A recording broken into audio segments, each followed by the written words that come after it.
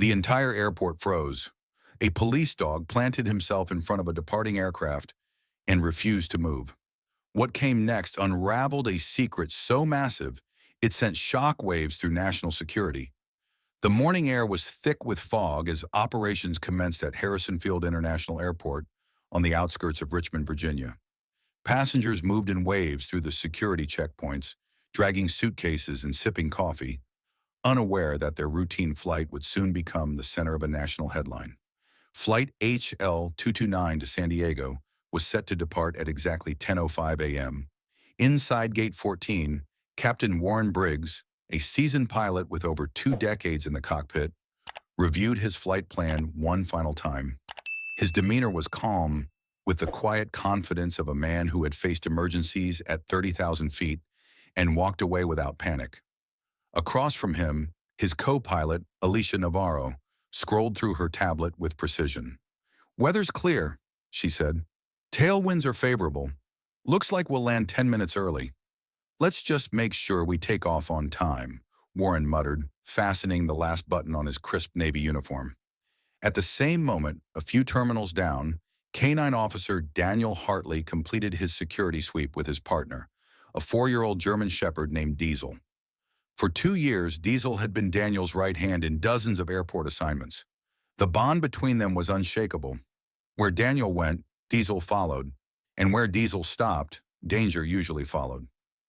"Let's finish up quick, boy," Daniel whispered, tugging slightly on the leash as they navigated the cargo loading zone. But Diesel wasn't cooperating this time. Instead of following protocol, the dog stiffened, ears erect, and eyes zeroed in on something in the distance. A faint rumble from a jet engine echoed across the tarmac as Flight HL229 began its slow taxi toward the runway. Daniel sensed it immediately. Something was off. Diesel had frozen. No bark, no movement, just a low, almost imperceptible growl rumbling from deep in his chest. Then, without warning, the dog broke away, sprinting across the tarmac directly toward the nose of the aircraft. "Diesel!" Daniel shouted, chasing after him, his boots hammering the concrete. Crew members on the ground turned, bewildered, as the German Shepherd positioned himself directly in front of the plane's front wheel. His entire posture rigid, he stared at the cargo hold beneath the aircraft, as if it were a threat no one else could see. From the cockpit, Captain Warren raised an eyebrow. "Ground control, HL229. We've got a K-9 on the runway. He's blocking our path." "Copy that, HL229, came the reply through the radio. "Hold your position. We're dispatching security now." Inside the terminal, journalist Lena Brooks paused mid-sentence as she typed an article on her laptop. She'd just returned from covering a political tech summit in D.C., and this was supposed to be a simple return home to California. But as she glanced out the terminal window and saw security gathering near the nose of her plane, a strange tension crept over her. She raised her phone and began filming. Back on the tarmac, Daniel had reached his partner. Diesel didn't budge. His snout was lifted slightly, nose twitching. "Come on, buddy," Daniel said lowly. "Talk to me. What do you smell?" From behind, Airport Operations Supervisor Calvin Drew arrived, looking exasperated. "Officer Hartley, remove your dog now. We've got a packed flight ready for departure." Daniel stood tall. "Something's not right. He's locking onto the cargo hold." Calvin crossed his arms. "Security clearance was already given. Standard inspection was completed. That plane is cleared." "Standard's not good enough when he's like this," Daniel snapped. "Diesel's training record speaks for itself. If he's this insistent, there's something in there." The standoff escalated. By now, more security personnel had arrived. A few passengers in the terminal were taking notice. The delay ticked into minutes. Then 10, then 15. In the cockpit, Alicia leaned toward Warren. "This isn't normal, is it?" "Not even close," Warren replied. "I've flown in and out of conflict zones. I've never seen a dog shut down an airport like this." A low hum of suspicion buzzed across every level of airport security, and standing quietly in the background, newly promoted Airport Risk Director Olivia Reyes watched the scene unfold. 20 years of counterterrorism and logistics experience told her one thing: When a working dog defies training, trust the dog. "We're opening the cargo hold," Olivia said without blinking. The dog wouldn't move. Not for threats. Not for commands. Not even when the engines rumbled inches away. And what happened when they opened that cargo hold stunned everyone on the ground. Olivia Reyes didn't wait for further clearance. She grabbed her radio and issued a direct order. "Cargo Team Bravo, prepare for manual inspection. Open Hold B immediately." Her voice cut through the tension like a scalpel. Her rank gave her the authority, and the way she said it left no room for debate. Ground techs, still unsure what exactly was going on, moved toward the underside of the plane. Diesel remained rooted in place, eyes locked on the lower fuselage. Daniel placed a hand on the dog's back, feeling the vibration of a restrained growl through his fingertips. One of the younger technicians, Mason, looked hesitant as he reached for the release lever. "Ma'am, if this is a false alarm—" "It's not," Olivia snapped. "Open it." The cargo hold groaned as the panel unlocked, releasing a brief puff of pressurized air. A few bags shifted slightly, packed tight. One crate, larger than the rest, was tied down in the forward section, marked with standard shipping labels. At first glance, nothing seemed out of place. "Manifest says that's electronic equipment from Vertec Industries en route to San Diego. Routine shipment," Mason reported. But Diesel's reaction was anything but routine. The moment the door opened, he surged forward, yanking Daniel so hard the leash burned across his glove. The dog went straight for the crate, barking furiously, teeth bared, pawing at the edge like it was hiding a live threat. "Get me that manifest," Olivia demanded. Mason ran to a nearby tablet and scanned the barcode. "Vertex shipment. Yep. Checked. Scanned. Cleared. Contents. Wireless modules. Microprocessors. Inert parts. No biohazards. No explosives." But the packaging didn't feel right, and Diesel knew it. His nose pressed against the corner of the crate. He barked again, then froze, eyes narrowing, pointing with unshakable certainty. Daniel dropped to one knee. "Something's embedded in there. He doesn't do this unless there's something more. Look at him." Olivia stepped forward cautiously, lifting a corner of the crate's external wrap. Underneath was an extra layer of industrial casing, thicker than normal for non-sensitive electronics. She ran her fingers along the edges. "This wasn't just packed for shock absorption," she said. "This crate's double-shelled. There's a false wall inside." She turned to the security techs nearby. "Get the tools. I want this container opened." A small crowd had formed inside the terminal by now. Passengers were whispering, craning their necks toward the tarmac as maintenance staff and security officers surrounded the open cargo bay. Lena Brooks kept filming, her instincts telling her this wasn't going to be some misplaced suitcase. Back on the plane, Captain Warren Briggs was on the phone with Ground Command. "Control, status update? I've got a restless cabin and a co-pilot suggesting we deplane. Captain, maintain position. Security situation evolving," came the curt reply. Warren looked out his window. "Evolving is not a word I like hearing with 200 passengers in the back." In seat 14A, just behind the wing, a man in a gray tailored suit tapped his fingers nervously on the armrest. He hadn't said much since boarding, but now he leaned across the aisle and asked the flight attendant a quiet question. "Any idea what the delay is?" "Security's looking into a concern on the ground," she said with a trained smile. "Just a precaution." But the man's jaw tightened. He wasn't concerned about a delay. He was concerned about what they might find. Outside, the security techs had finally pried open the crate's interior panel. Olivia leaned forward, flashlight in hand. Behind the normal wires and components, tucked in a recessed slot sealed behind heat-resistant foil, was a small, unmarked black case. Too compact for the manifest, too sophisticated for simple electronics. Daniel's breath caught. "That's not on any inventory list." "No, it's not," Olivia said darkly. She turned toward the nearest radio unit. "Lock down gate 14. Nobody on or off that plane."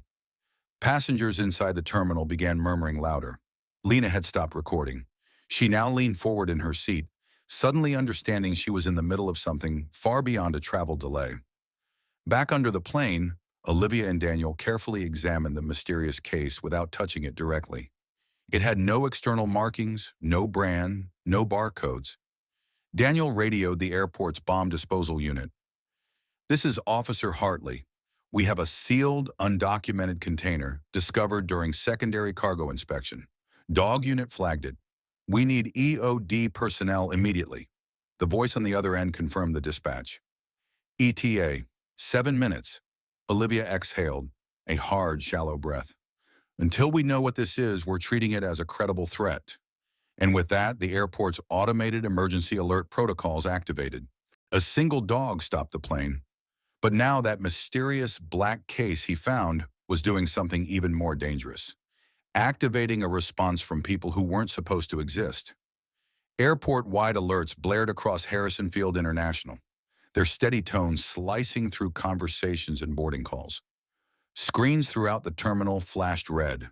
"Security incident in progress. Remain in place."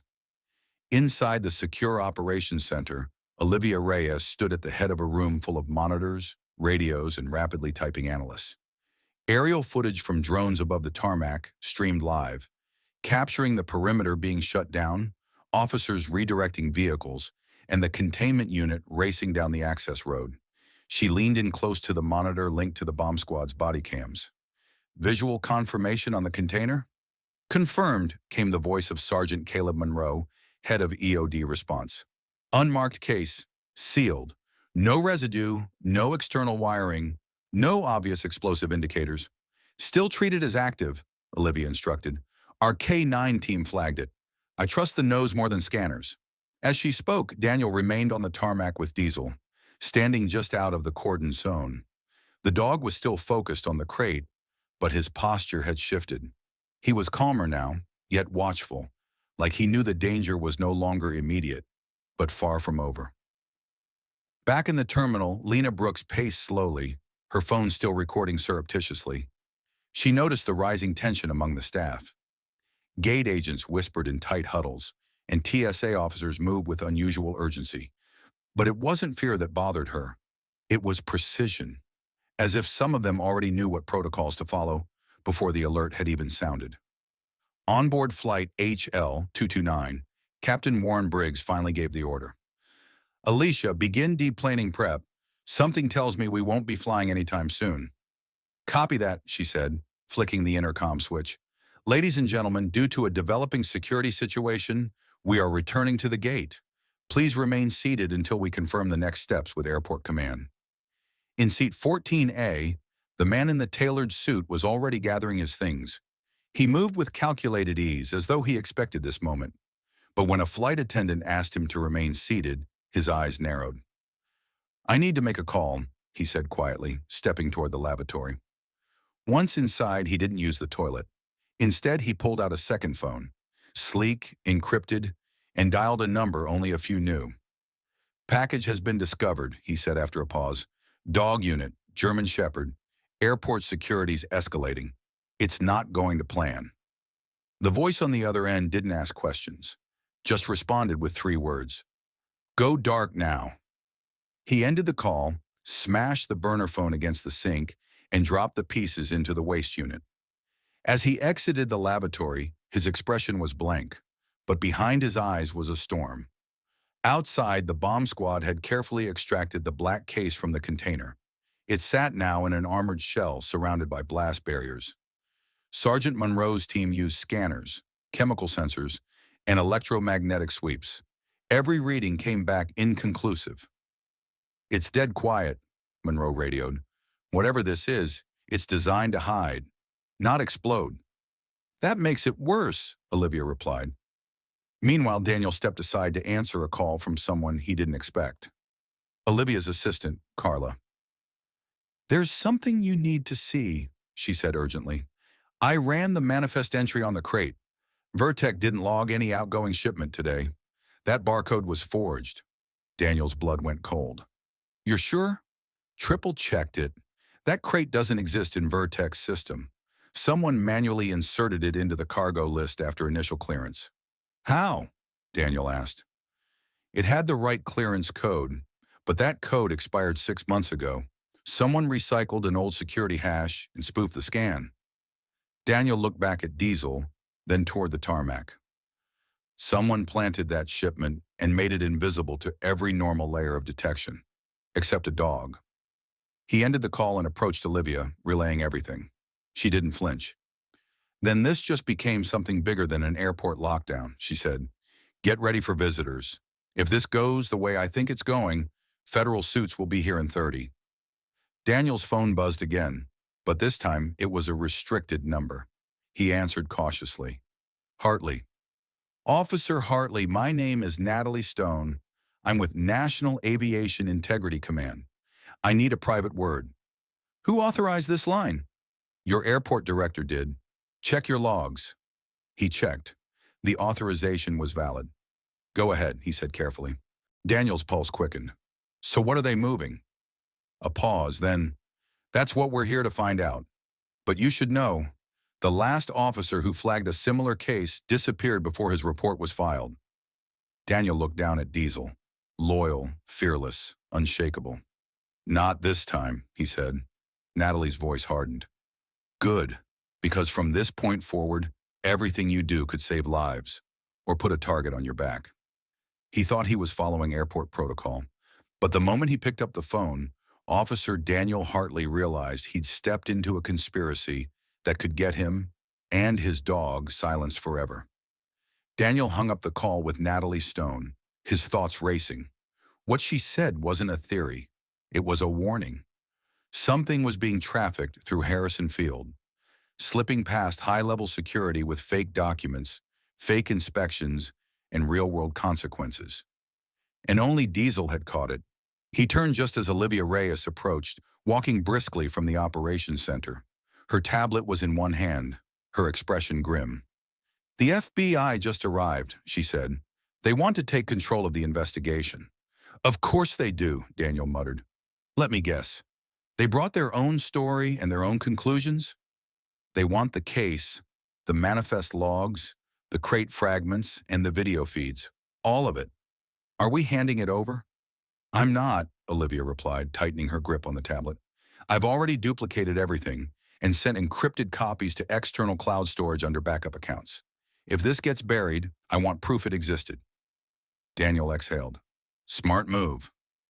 Before Olivia could reply, a black SUV pulled up to the edge of the security perimeter. 4 men in charcoal suits stepped out, one of them with a Homeland Security badge clipped to his belt. The lead agent, with sharp features and mirrored glasses, walked straight up to Olivia. Director Reyes, he said curtly. Agent Marcus Weller, Homeland Command. We're assuming jurisdiction on this matter effective immediately. Based on what authority? Olivia asked, her tone cold but measured. Executive directive, Weller replied, handing her a sealed document. There's a developing national threat tied to similar incidents at 3 other airports. You've done well identifying this breach. Now it's time for us to contain it. Containment isn't my concern, Olivia shot back. Accountability is. Weller gave her a tight smile. That's above your clearance level. Daniel stepped in. And what about the crate? Already being secured and transported to a federal facility, Weller said. Our tech team will run diagnostics and verify its contents. And if your tech team is the reason it got through in the first place? Daniel asked. That was the first time Weller hesitated. Watch yourself, officer. This is no longer a local matter. Daniel didn't respond. He simply rested a hand on Diesel's back, a quiet reminder that whatever authority Weller brought, it was Diesel who had exposed what all their scanners missed. Inside the terminal, Lena Brooks noticed the black SUVs and the men in suits. She watched as the crate was transferred into an armored transport. Something was wrong. She could feel it, and her gut had never failed her. She checked her phone. A number from an encrypted tip line had just texted her. Call me. I know what they found. She ducked into a service corridor near Gate 14 and quickly dialed. A voice answered after a single ring.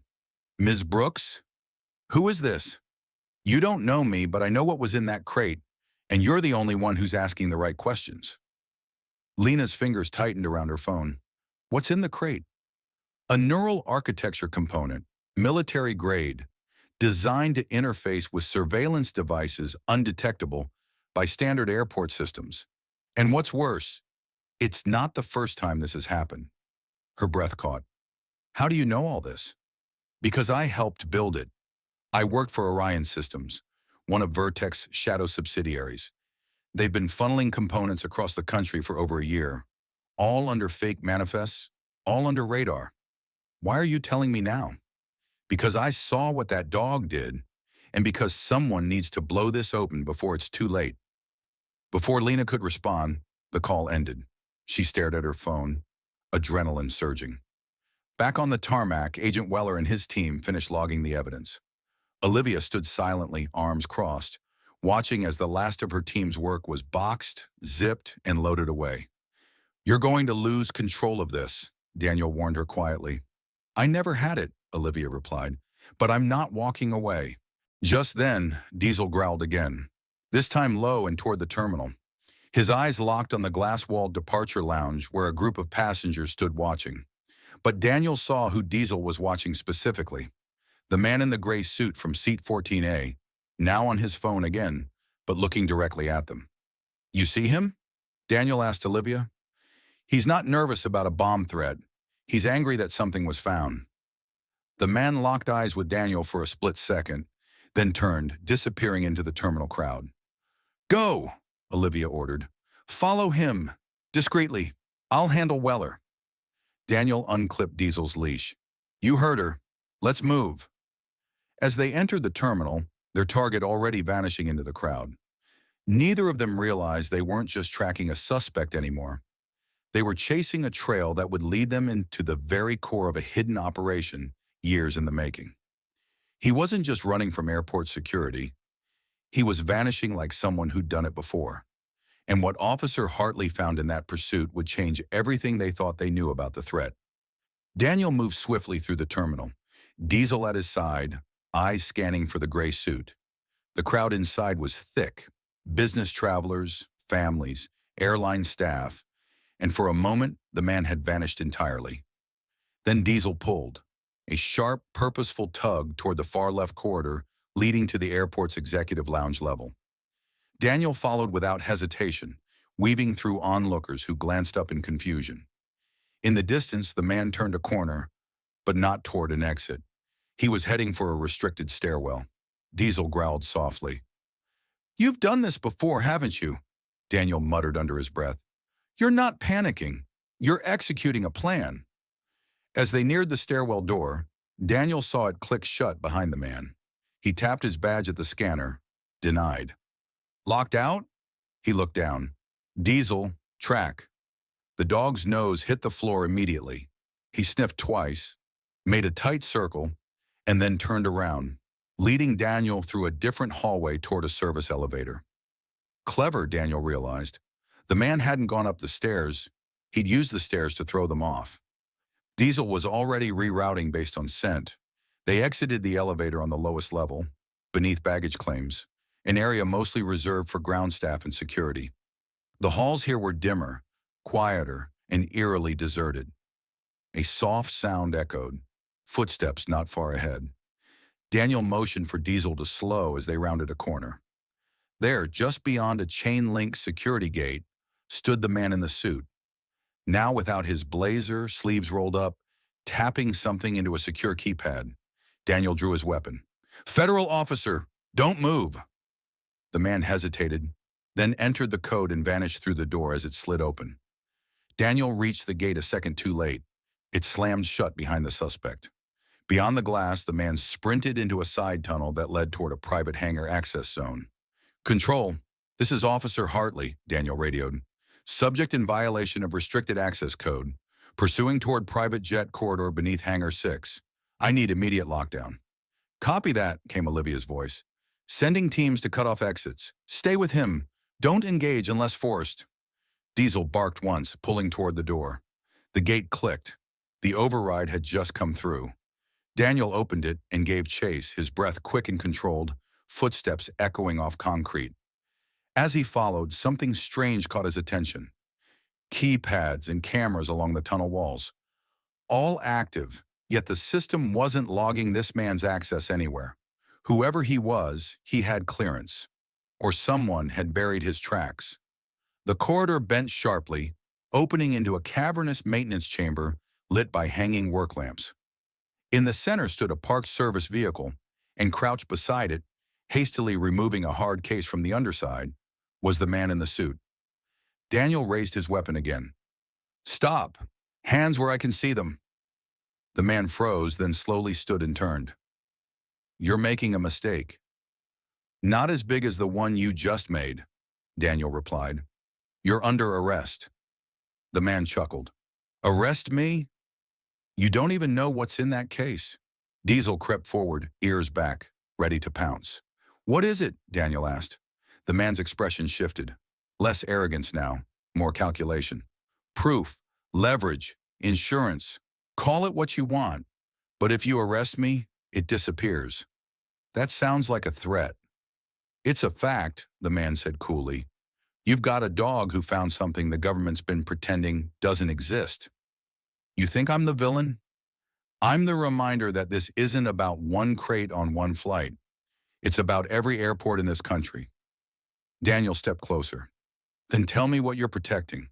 "I'm protecting nothing. I'm exposing it. Slowly, carefully. So when it comes out, it sticks. Not like last time." Daniel hesitated. "What do you mean last time?" The man's eyes met his. "There were others before your dog. Other shipments. Other near misses. But every time someone got too close, it vanished. Files, people, dogs." Daniel clenched his jaw.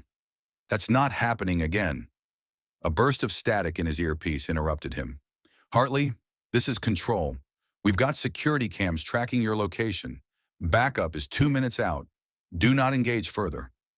But Daniel wasn't about to let this man leave. Not without answers. Then Diesel barked sharply, shifting to the left. A second figure had just stepped into the room. Female, mid-40s, carrying a briefcase and wearing a badge clipped inside her coat, only visible when she moved. "Natalie Stone," she announced. "National Aviation Integrity Command. Officer Hartley, stand down. He's mine." Daniel lowered his weapon slightly. "You knew he was here?" "Yes. He's not a suspect. He's a source. Embedded. And until today, we thought he was compromised." The man sighed and leaned against the service truck. "Told you. Should have let me run a cleaner exit." Natalie stepped forward, expression tight. "You almost exposed yourself entirely. Your case stays here. We log it. We trace it. We verify every item. You'll be debriefed and transferred under a sealed order." Daniel watched as the tension shifted again. What he thought was a chase had been a test, a checkmate move in a bigger game. "I want to know what's in that case," he said. Natalie nodded. "You'll know. Soon. But for now, get Diesel back to the terminal. Things are just getting started." Daniel nodded slowly, eyes never leaving the man who had nearly vanished into the shadows.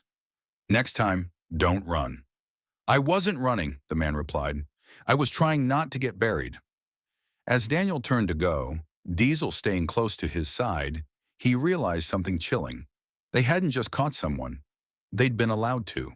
And the question wasn't what was being shipped anymore. It was who was letting it through. The case was real. The threat was growing. But what no one expected was that the closer they got to the truth, the faster the system designed to protect them would turn against them. Back at the terminal, the atmosphere remained tense but quieter. The passengers from Flight HL229 had been discreetly escorted to an alternate gate, where airline staff handed out meal vouchers and apology cards. No one was told what had actually happened. Officially, the flight was canceled due to a mechanical irregularity.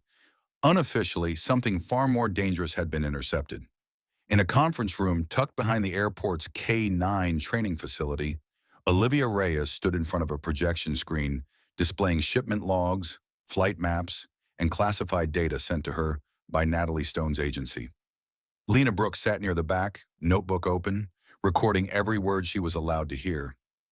"So," Olivia began, turning to the small group that had been called in, including Daniel Hartley, Natalie Stone, and 2 new arrivals from Federal Aviation Oversight. "What we're looking at is a confirmed smuggling operation using commercial airlines as covert transit channels." She pointed to the red pins marking different airports. "Each of these locations reported irregularities over the last 8 months. Nothing caught by scanners, nothing documented officially, but all matched to one pattern: Crates containing embedded compartments disguised beneath legitimate manifests? Natalie took over. What we've confirmed is that the shielding material inside those containers is made from a composite developed by a defense contractor, Virion Dynamics, originally designed to shield tactical drone components from radar, repurposed now to bypass airport scans. And you're saying the government knew about this? Daniel asked, incredulous. Certain factions did, Natalie admitted, but they weren't the ones trying to stop it. They were using it. Daniel clenched his fists, and all it took to crack it open was a dog. Natalie gave Diesel a glance, one not of admiration, but calculation. An outlier, a variable they couldn't account for. Lena leaned forward. So who's behind this? Corporate? Military? Rogue agents? Natalie hesitated. It's not that simple. The contractor, Virion, had multiple shell companies. One of them, Chorus Logistics, has been handling inter-airport transport under a TSA-approved program. That's how they get through. They pose as high-priority government shipments. And no one checks? Daniel asked. They're not allowed to, Natalie said. The program bypasses local inspection. Only select federal agents have the right to audit. And that's where people like Agent Weller come in. Olivia frowned. Weller's a gatekeeper. Exactly. He doesn't investigate. He contains. At that moment, a quiet knock came at the door. A middle-aged man in a well-worn blazer stepped inside, holding a file folder. His name tag read, Dr. Julian Mercer, Department of Advanced Materials. I heard you were looking into the shielding compound, he said quietly. You need to see this. He spread out documents and microphotographs on the table. This isn't just composite shielding. It's synthetic bioreactive mesh. It adapts to temperature, humidity, electromagnetic fields, perfect for hiding something alive or changing. Lena's eyes widened. Wait, are you saying these containers could be used to smuggle biological weapons? Not necessarily weapons, Mercer said, but tech that reacts like a living organism. Some of the structures in this compound mimic neural pathways? Daniel raised an eyebrow. Meaning? Meaning it doesn't just shield cargo, it might be interacting with it, possibly even transmitting data. Natalie rubbed her temple. We suspected this. Smart containers, designed to hide and maybe even control what they carry. Lena scribbled down the phrase smart crates, adaptive shielding, data-capable compartments. It wasn't just smuggling, it was active surveillance. So what now? Olivia asked. They've taken the crate. The operation's buried again. Not entirely, Natalie said. The internal investigation is still open, but we need proof that can't be erased, which is why I called someone else. Just then the door opened again. Captain Warren Briggs stepped in, looking more tired than usual, a travel bag slung over his shoulder. I got your message on, he said to Olivia. They moved me off my route, tried to ship me to a training facility in Alaska. No warning, no explanation.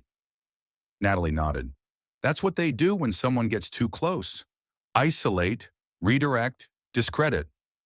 Warren looked around at the maps and documents. So I was right. That crate wasn't a mistake. Not even close, Olivia said. He walked over to Diesel and knelt beside him. Then this dog saved 200 people, and probably a whole lot more.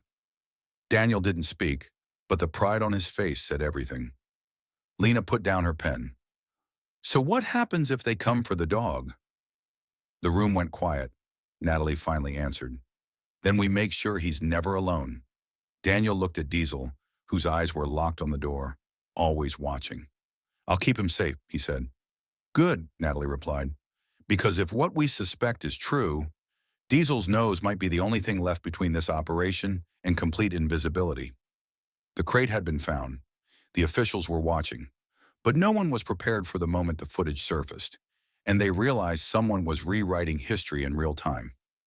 In the early hours of the next morning, Olivia Reyes sat alone in her office, the glow of surveillance feeds casting shadows across her tired face. Diesel lay by the door, resting but alert, ears twitching at every mechanical hum outside. Daniel had stepped out to coordinate the next shift, leaving his partner behind just briefly. Olivia didn't mind.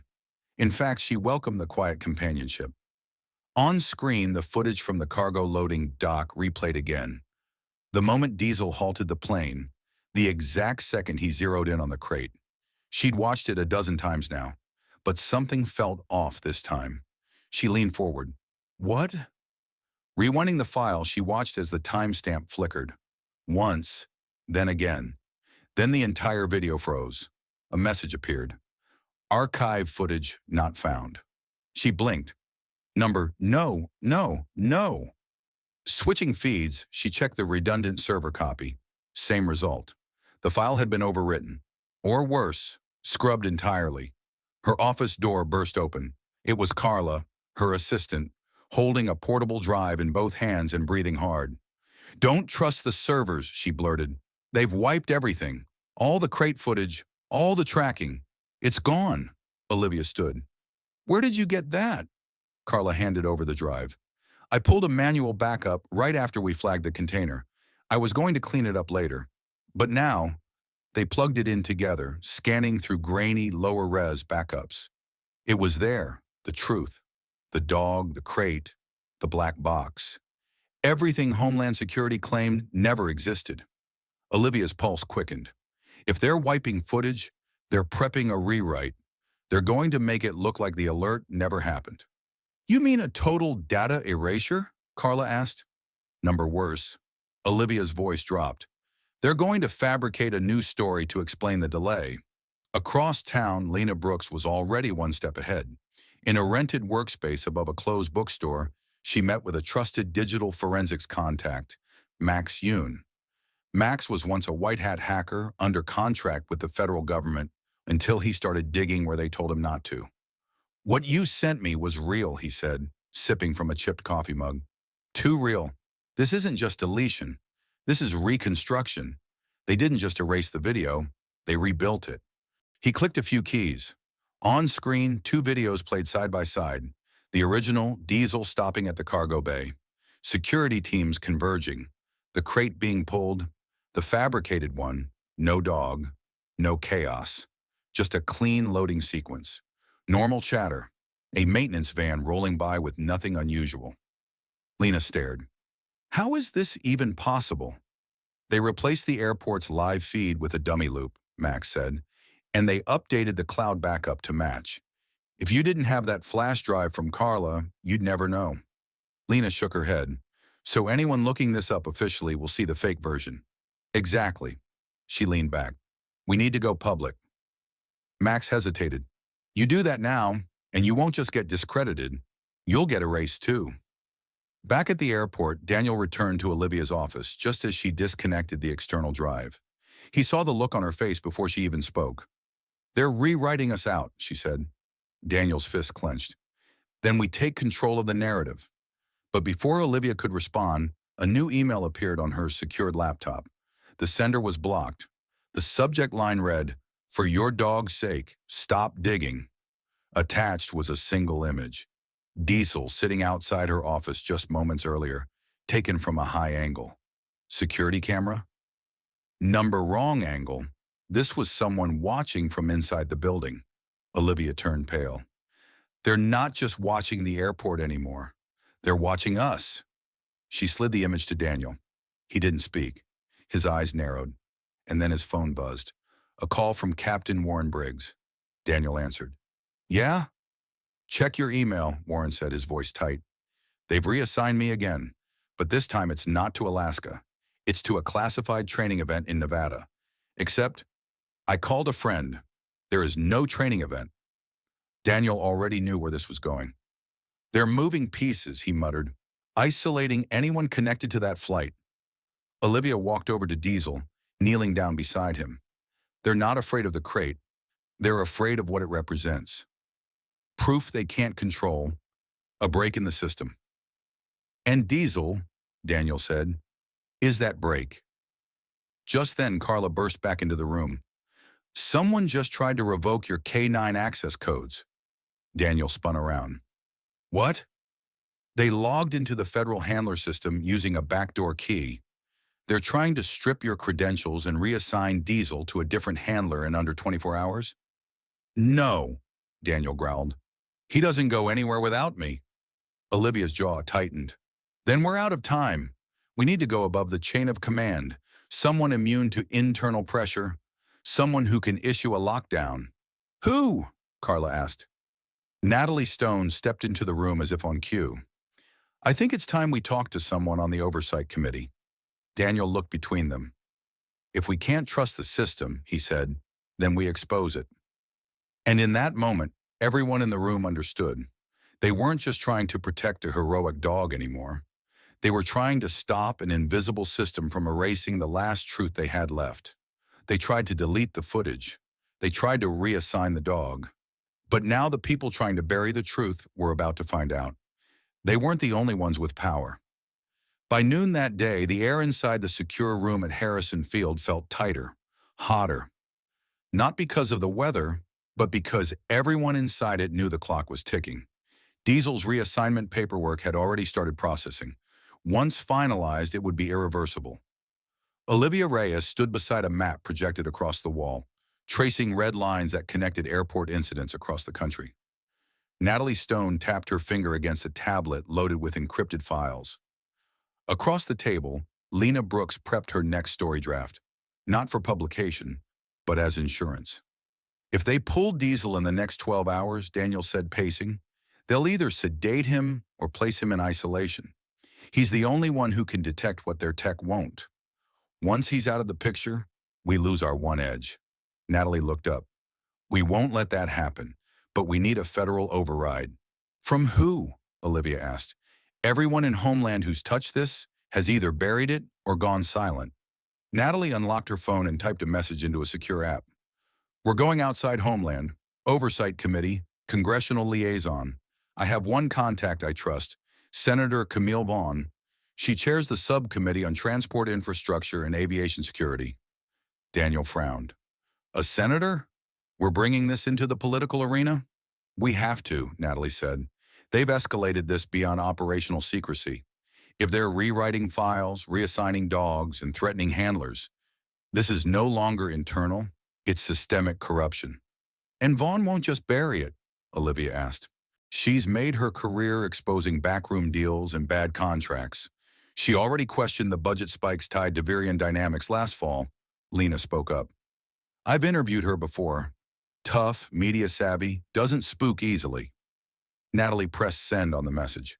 Then we just hope she's still listening. Across town, inside a secure committee conference room on Capitol Hill, Senator Vaughn's assistant passed her the encrypted ping as she finished reviewing documents for a budget meeting. She opened the file. Her expression didn't change, but her pulse did. Clear the room, she said calmly. 10 minutes later, she was on the line with Natalie Stone via a secure channel. This crate, this shielding technology, you're saying it bypassed standard TSA and DHS scanning procedures? Yes, ma'am. Not only bypassed, but registered as clean through fabricated digital signatures. And the dog? Identified the crate immediately. The K9 unit was the only reason it was caught. Now they're trying to remove the dog and handler from active duty. Vaughn tapped her pen against the table. And the contractor? Virion Dynamics, operating through a shell company named Chorus Logistics. They're embedded in federal shipping channels, and they're lobbying to install their own scanner systems in 6 of the nation's top airports, which, conveniently, don't flag their custom shielded shipments. I've seen those budget entries, Vaughn said slowly. They were rushed through appropriations under counterterrorism protocol. No oversight. Natalie didn't hesitate. We believe they're moving experimental surveillance systems, or worse, under the guise of secure cargo.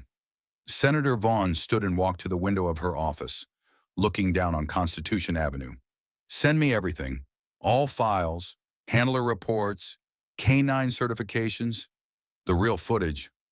I want it all. Natalie nodded. You'll have it within the hour. One more thing, Vaughn added. You said the dog's name is Diesel? Yes. I want him under federal protection. Effective immediately. I'm drafting an emergency motion to freeze all reassignments under Title 12. I'll get you 72 hours. Back at the airport, Daniel received the text. Diesel's reassignment is frozen. You're clear. For now. Senator Vaughn's office is moving. Daniel turned to Olivia. They blinked. We've got a window, Lena exhaled sharply, and we use it to build the case. They went to work fast. Natalie pulled together evidence logs. Daniel forwarded every internal message, crate scan, and field report he'd documented. Olivia submitted a list of every flight that had passed through Harrison Field under the Chorus Logistics banner. 3 hours later, Natalie received a call. Motion passed, Vaughn's voice came through. Your dog stays, and I'm calling a public oversight hearing in 10 days.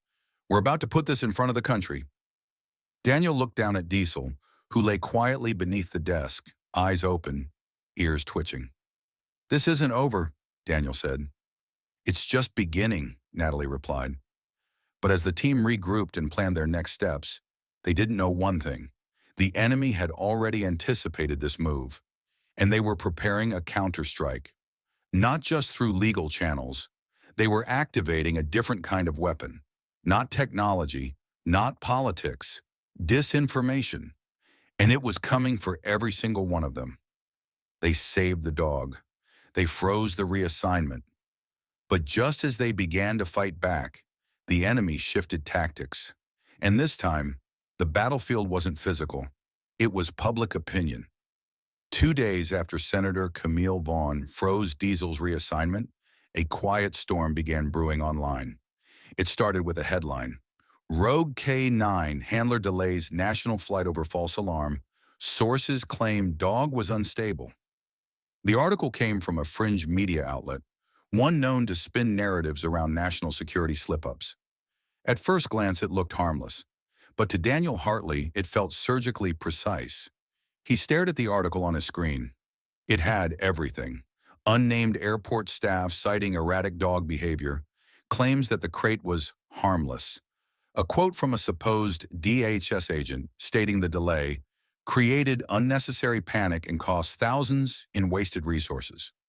None of it was true. Do you recognize the source? Olivia asked, looking over his shoulder. No, Daniel muttered, but someone fed them this. The language, the tone. It's meant to discredit not just me, but Diesel. Olivia crossed her arms. They're building a case, not in court, but in public perception. Natalie Stone arrived minutes later, already holding a printout of the article. We've seen this before, she said grimly. When whistleblowers get too close, they use narrative manipulation. Start small, fringe publications, then elevate to mainstream through repetition. They're trying to bury the facts with noise, Daniel said. Natalie nodded. And they'll escalate. This is just phase 1. Sure enough, the next day brought more. Social media accounts, many newly created, began circulating doctored clips from the surveillance footage. A video showed Diesel barking and lunging at a crate, but the context had been stripped. It was framed as a false alert from an overly aggressive K9 unit. Accompanying the video was a message. Should aggressive dogs be allowed to halt entire airports? Out of control non-airport chaos. Lena Brooks watched the post go viral in real time. They're not just pushing a lie, she said. They're using algorithmic targeting. These posts are being boosted by bots. Whoever's behind this, they've planned for digital containment. Daniel checked his messages, hundreds of them, some supportive, many hateful. One in particular stood out. If your dog's so good, why was there nothing in the crate? Maybe he just hates planes. He closed his phone and looked at Diesel, who sat calmly by the door, completely unaware that the world was turning against him. He doesn't care, Daniel whispered. He'd do it all again tomorrow. Then we have to do our part, Lena said, and tell the story first, before they turn this into a circus. She turned to Olivia. We need a press conference, but not a corporate one, a real one, unfiltered, transparent. We show the original footage. We show the false versions. We let people see what they're being fed. Natalie hesitated. It's risky. Going public this early could jeopardize the federal investigation. It'll be more dangerous if we wait, Olivia said firmly. If they destroy public trust, nothing we uncover will matter. The decision was made. Later that afternoon, Lena stood on the steps outside Harrison Field's administrative annex, flanked by Daniel, Olivia, and Natalie. A small podium had been set up, Dozens of reporters gathered, cameras pointed, microphones extended. "Thank you for coming," Lena began. "What we're about to share with you isn't just about a dog. It's about the truth and the machinery that tries to erase it." Behind her, a screen lit up. Footage played, the real footage. Diesel stopping the plane, the crate being opened, the black case. Then it faded into the fake version, the altered loop, the missing dog, the quiet loading sequence. "This is what happens when systems are manipulated from within," Lena said. "You're seeing it with your own eyes." Daniel stepped forward next. Diesel didn't make a mistake. He found something no machine could. He followed his training, and that training saved lives, Natalie followed. "This isn't about national security. It's about control, and it's about accountability. Something we demand now, not later." The media responded with fury. Questions flew. Networks went live. Social feeds lit up with debate. But not everyone was pleased. That night, Senator Vaughn's office received an anonymous envelope. Inside were printed screenshots, Lena's personal records, including a sealed juvenile court incident from her early teens. Harmless in truth, but dangerous in the wrong hands. The note inside read, "Tell your pet journalist to back off, or the next leak won't be so polite." Elsewhere, Daniel received a visit from his commanding officer, unexpected and tense. "Hartley, upper command wants a psychiatric evaluation. Standard procedure, they say, after public involvement in a high-profile case." He didn't need to hear more. "They're going after my credibility." "And Diesel's," the officer said softly. "Watch your step." Daniel returned home exhausted. Diesel climbed onto his mat by the door, tail thumping once against the floor. Daniel sat beside him, rubbing his fur. "They can spin stories. They can fake videos. But you don't lie." And deep inside the silence of that room, Daniel knew. No matter what came next, Diesel had become something bigger than a K9. He was the one thing they couldn't fabricate. They had the footage. They had the proof. But just as the truth began to reach the public, someone inside their own ranks flipped the story and turned the investigation upside down. The morning after the press conference, the mood around Harrison Field's command center was tense, but hopeful. News outlets were calling nonstop. Senator Camille Vaughn's office had received thousands of emails demanding a full federal inquiry into Virion Dynamics and Chorus Logistics. But not all responses were positive. Inside a quiet conference room, Olivia Reyes stood frozen in front of a monitor. A new report had just aired, national coverage. But this time it wasn't Daniel Hartley, Diesel, or the crate that dominated the headlines. It was her. Airport director accused of mishandling sensitive materials. Whistleblower claims violation of security protocols. The report included snippets from a confidential staff log, edited emails between Olivia and Natalie Stone, and an internal memo alleging unauthorized surveillance footage retention in breach of Homeland Security chain of command. Lena Brooks burst into the room seconds later. "I didn't leak it." "I know," Olivia said, still staring at the screen. "But someone did." Natalie joined them, jaw tight. "This wasn't hacked from the outside. These documents were pulled from our internal files, meaning it came from someone inside our circle." Daniel stepped in with Diesel at his side. "We've got a traitor," Lena's voice was cold, "or someone who was always playing both sides." Just then, Carla, Olivia's assistant, entered, flustered and pale. "They're here," she said. "Two internal affairs agents. They have a suspension order." Daniel moved instinctively in front of Olivia. "On what grounds?" "Tampering with federal case evidence," Carla whispered. "They're accusing her of altering the crate footage." "But that's what we proved they did," Lena snapped. Natalie stepped forward. "This is how they work. They take what we expose and flip it, confuse the narrative, make people question what they already believed." The door opened again. Two agents entered. "Director Reyes, you are temporarily relieved of duty pending administrative review. Please hand over your badge and access credentials."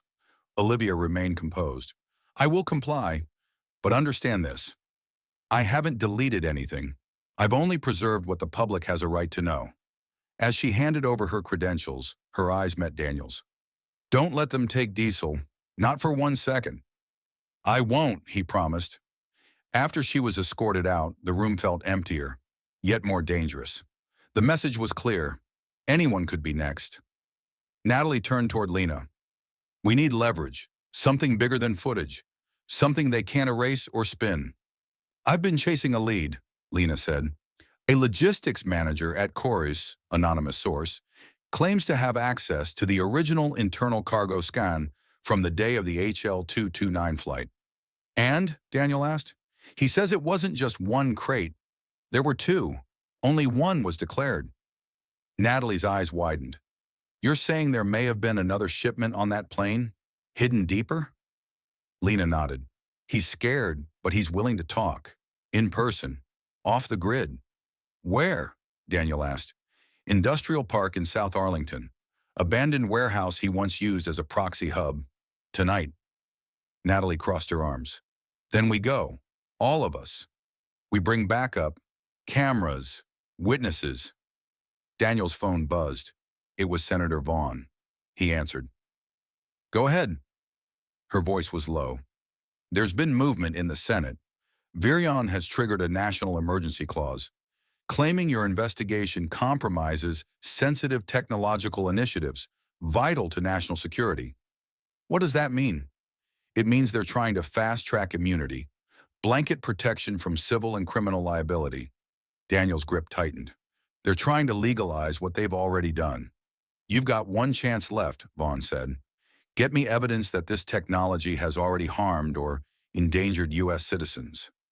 Something real. Something they can't argue away. You get me that, I'll crush the immunity clause. The call ended. Daniel looked at Diesel. Then it's tonight. That night, under heavy rain and heavy risk, Daniel, Lena, Natalie, and a trusted digital forensics officer named Eli pulled into the back lot of the abandoned warehouse. It was quiet. Too quiet. Daniel scanned the dark lot. You sure this is the place? He said to park at the back door, Lena replied. He'd meet us there. No lights, no phones. They stepped out slowly, Diesel leading, nose twitching against the wind. Inside, the air smelled like rust and stale oil. Footsteps echoed off old concrete. Then, a noise, a creak. Not mechanical. Movement. Stop, Daniel called out. A man stepped forward from behind an overturned crate, hands raised, eyes wide. He was mid-40s, wiry, nervous. You're the K9 handler? Daniel nodded. You the logistics contact? Was, the man said. Not anymore. Lena stepped closer. You said there were two crates. There were, he replied. But one wasn't logged by our system. It came through a side manifest. From a private defense lab, never hit the Chorus database. What was inside it? Natalie asked. The man pulled a drive from his pocket. I copied the sensor data before it disappeared. Whatever was in that second crate, it had a thermal signature. Moving, breathing. Eli's face paled. It was alive? The man nodded. That crate, it wasn't tech. It was cargo, live, unregistered, unscanned. Then a gunshot rang out. The man dropped instantly, hit clean through the chest. Chaos erupted. Daniel grabbed Lena and dove behind a beam. Natalie pulled Eli toward cover. Diesel growled and lunged forward, teeth bared. Outside, the screech of tires echoed as an unmarked van peeled away into the night. Daniel ran to the fallen man. No pulse. But in his bloodied hand, he still held the flash drive. Daniel snatched it, tucking it deep into his vest. He died trying to get us this, he said. Natalie looked out the broken window at the taillights disappearing down the rain-slicked road.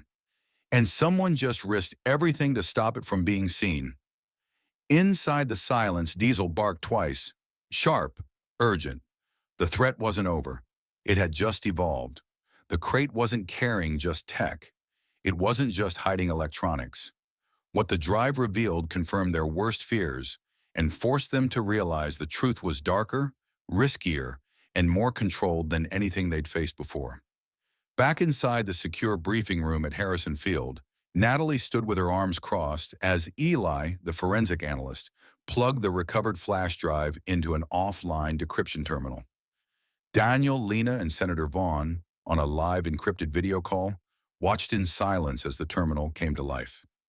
Diesel lay beside the wall, tense and still, as though sensing something massive was about to unfold. "This is level 5 encryption," Eli muttered, typing fast. "Military-grade overlay. This wasn't built for security. It was built for erasure. You mess with it wrong, it scrubs itself." Daniel leaned in. "Can you crack it?" "I already did," Eli replied, eyes flicking between lines of code. "Or rather, I convinced it I'm someone else." The screen flashed, and then a window opened. A manifest. Then, footage. From inside the second crate, a thermal camera view showed interior vibrations, movement, something inside shifting, crawling. Then for a brief second, a distinct silhouette. A spine, hands, legs, a humanoid form. "Is that?" Lena began. "It's alive," Eli said, voice hollow. "Or was." Natalie stepped forward. "Run the metadata." The terminal processed the data. File logs, date stamps, temperature logs, oxygen levels. Eli read aloud. "Organisms stored under adaptive synthetic shielding, designed to bypass radiation, X-rays, and motion detection. Subject origin, biolab, code marked as G-alpha-3. Senator Vaughn spoke from the monitor, her voice sharp. "Biolab? That crate contained a living test subject? Or prototype," Natalie said grimly. "Experimental, possibly enhanced." Daniel stared at the screen. They weren't moving surveillance tech. They were moving something biological, something they didn't want scanned or seen. Lena typed furiously into her notes. "This just changed everything. We're not talking about illegal logistics anymore. We're talking about black site human experimentation, maybe weapons grade." Senator Vaughn responded quickly. "I'll initiate a classified review request immediately. If this was transported without oversight, it violates the Geneva Protocols, U.S. Bioethics Act, and Homeland Security Transport Code. That's not just illegal, it's an international scandal." As the video ended, Diesel barked twice and stood, tail stiff, head raised toward the door. Seconds later, Carla burst in, pale and panicked. "We have a situation." She handed Lena a phone, her personal one. One unread message, no sender, no ID. The message read, "Still think the dog's the hero? Check the footage from the Brecklin terminal. We've been busy." Attached, a single video. It opened with grainy footage from a side camera at Brecklin Terminal, one of the airports tied to previous shipment patterns. The camera panned slowly across a baggage area. Then, without warning, an explosion rocked the screen. Flash, fire, bodies thrown from the blast radius. The angle zoomed in. In the background, barely visible, a crate, just like the one Diesel had flagged, sat beside the explosion site. Daniel stared. "That's the same casing, same design. That was one of theirs." Natalie took the phone, fuming. "They're trying to blame us, trying to imply that the alert at Harrison Field prevented nothing, while one got through somewhere else." Eli analyzed the footage. "No timestamp, no metadata. This could be fake." "It's not fake," Carla said. "But it's not new either. That footage is from 7 weeks ago. It was never made public. I pulled the internal logs from the FAA archive months back." "Then why release it now?" Lena asked. "To make us look guilty," Natalie said. "To control the backlash. They're creating a counter-narrative, that this was a known threat, that our interference made it worse, that the dog disrupted protocol, costing lives. They're rewriting history again," Daniel muttered, "this time with explosions." Senator Vaughn looked directly at them through the screen. "We need to act. Now I want this drive duplicated, locked in multiple locations. Lena, I'll protect your right to publish when the time comes, but not yet. We need chain of custody proof." "And the creature?" Daniel asked. "What was it?" "We may never know," Natalie said quietly. "The original is gone, but now we know what they're really moving. Not surveillance tech, not electronics, biological experiments, human or something close." Daniel looked down at Diesel, who sat again, his nose pressed to the base of the terminal tower. Always alert, always one step ahead of even the machines. "He knew," Daniel said. "Long before we did. He always knew. The footage proved it was alive. The blast proved it was dangerous. But the next move wasn't just about survival. It was about striking back before everything they'd uncovered vanished into a classified void. The next morning, Olivia Reyes stood once again inside the airport control tower, not as director, but as an observer. Though technically suspended, Senator Vaughn had leveraged her authority to allow Olivia back in as a federal consultant. It wasn't just a formality, it was a statement. You were right, Vaughn told her during a private call earlier that morning. They targeted you because you refused to be quiet. That makes you valuable and dangerous. Now Olivia watched as air traffic personnel worked, unaware that their routine flight monitoring was connected to something far more sinister. Across town, in a quiet government safe house, Daniel, Natalie, Lena, and Eli debriefed with Senator Vaughn over a secure line. Diesel paced the room restlessly, sniffing the corners as though sensing a shift in the air. Eli tapped the decrypted map on the monitor. We've triangulated the shipment pattern.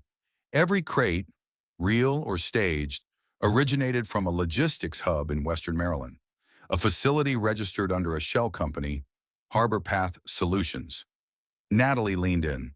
That facility doesn't show up in FAA cargo records, customs data, or federal inspection logs. It's off-grid, Daniel muttered. Perfect for trafficking whatever was in those containers. Vaughn nodded. If this is the source, we take it down, but not through protocol, through exposure.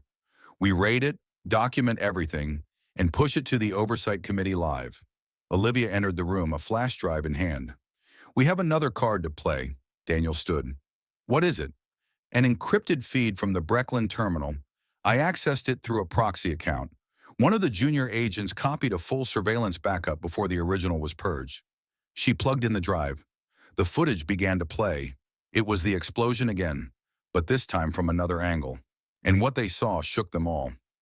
Just before the blast, a shadowed figure stepped away from the crate, dressed in maintenance gear, moving with calculated calm.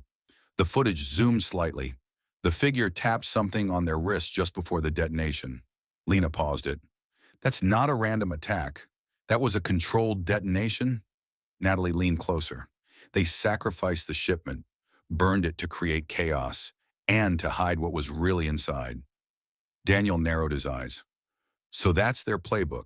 If it gets exposed, destroy it, then spin the fallout. Vaughn's voice returned over the line.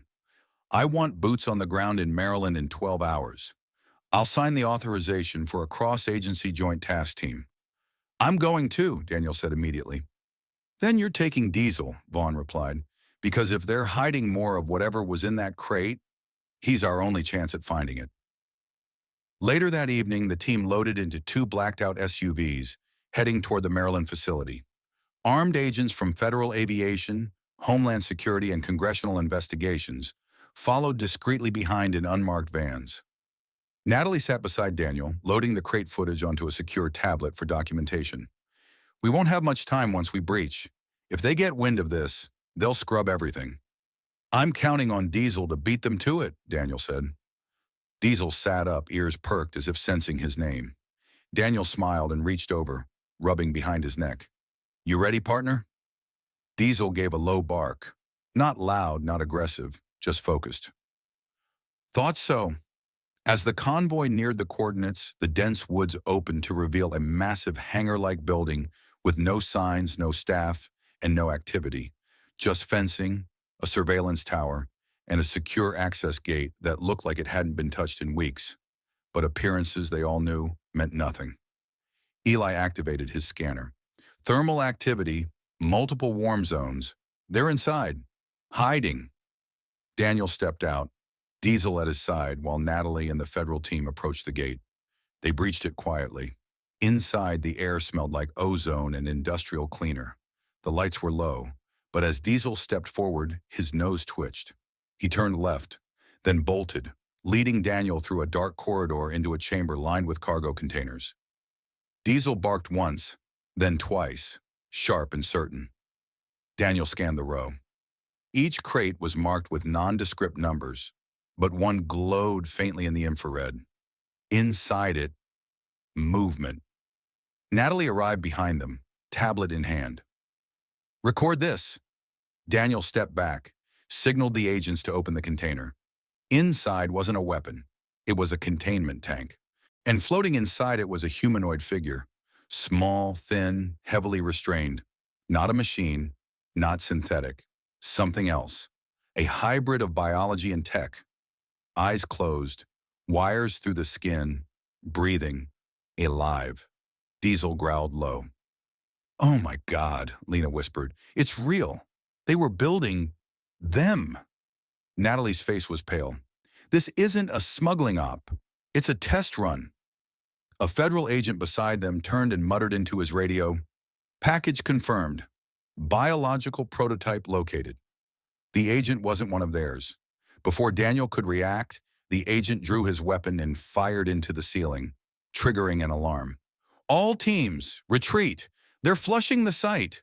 Natalie shouted. Diesel lunged, knocking the armed agent down as Daniel tackled him and disarmed him. A hidden speaker activated overhead. "Security breach detected. Facility lockdown in progress. Containment protocols initiated." Red lights flashed. Doors slammed shut. Daniel grabbed Diesel's harness. "We need to move, now!" As they ran, the building roared to life behind them. Grinding metal, backup generators, automated shutters, sealing crates and servers. Lena clutched the tablet tight, still recording. They escaped just in time, just before the entire east wing collapsed in on itself in a controlled demolition. Standing outside, chest heaving, Diesel sat beside the team, his eyes still on the ruins. "Did we get enough?" Daniel asked. Natalie nodded. "We got more than enough." But inside they all knew. What they found wasn't the end. It was only a prototype, and something told them more were already on their way, hidden in crates flying across the country, completely invisible to scanners. Except one. They survived the raid. They captured the evidence. But what came next wasn't a celebration. It was a final warning. A calculated strike aimed not at shutting them down, but at cutting out their one unstoppable advantage: Diesel. The secure transport van rolled into the underground garage beneath the Federal Oversight Building in D.C. Hours after the Maryland raid, the entire task force was on edge. They had documented proof of a black site operation, trafficking bioengineered life forms through U.S. airports, and they had barely escaped with the evidence intact. Inside the van, Daniel sat silently, arm resting on Diesel's back. The German Shepherd had barely blinked since the explosion. His body was steady, his eyes constantly scanning, alert, focused, still ready. Across from them, Lena reviewed her files. The footage was backed up 5 times, on separate encrypted drives. Each one contained every angle of the humanoid inside the crate, the unmarked containers, and the interior of the collapsed lab. Senator Vaughn's team was already preparing a formal presentation before the Oversight Committee scheduled for the next day.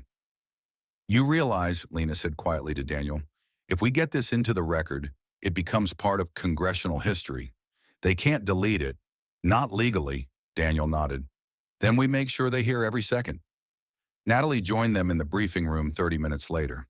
She held a tablet containing the committee's witness list: Daniel, Olivia Reyes, Senator Vaughn herself, and Lena. "Diesel's not technically allowed to testify," Natalie said with a faint smile, "but he's the reason we're all still standing." Daniel gave a nod. "He comes with me anyway." As the team prepped for testimony and media interviews, a call came through to Natalie's encrypted line. She answered, frowning.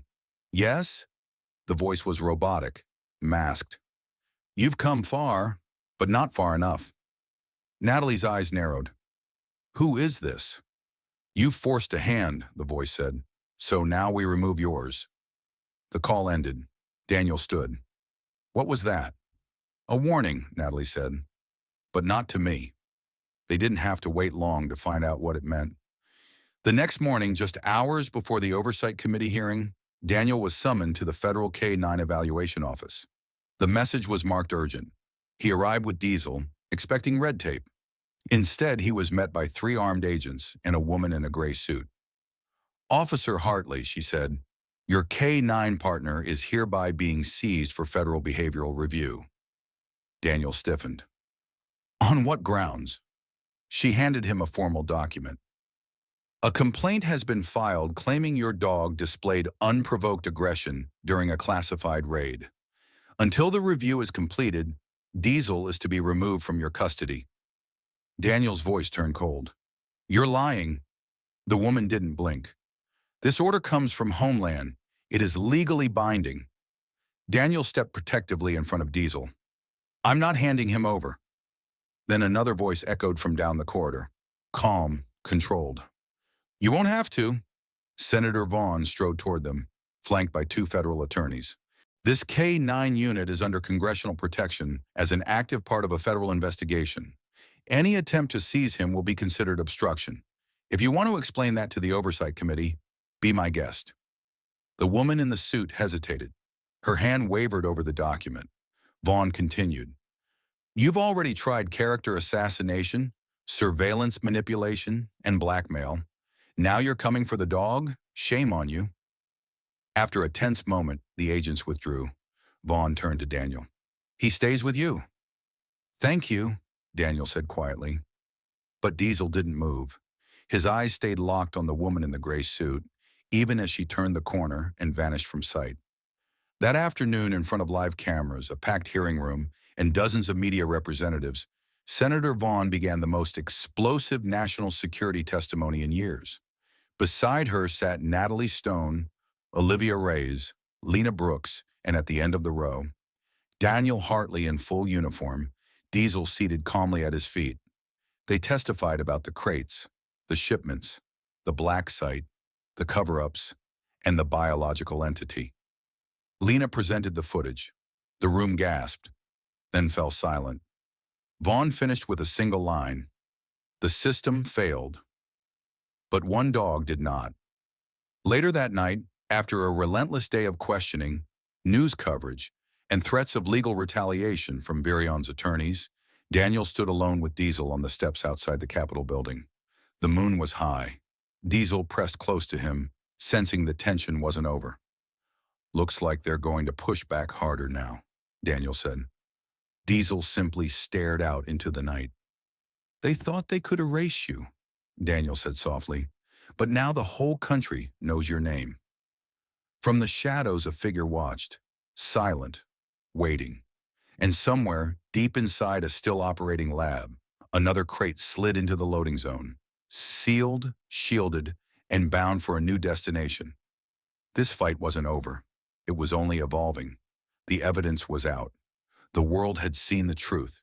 But Virion didn't need to hide in shadows anymore, because now they were fighting in the open, using power, influence, and the one thing that always struck hardest, reputation. The day after the Oversight Committee hearing, the entire country was talking.